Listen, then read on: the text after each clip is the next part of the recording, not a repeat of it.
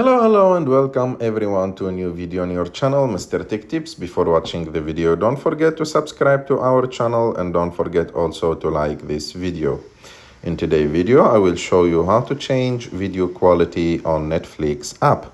To do this, you have just to go to the Netflix app, and after that, let's wait for it to open, and after that, click on the icon on the bottom right of the screen. And after that, go and click on the three lines on the top right of the screen. And after that, click on App Settings.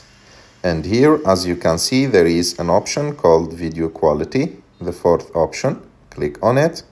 And as you can see, there is two qualities. There is the standard, which downloads faster and uses less storage. And there is the higher, which uses more storage. If you want to have better quality, you can change it to higher, and if you have normal quality but with less data and that downloads faster, you can choose the standard.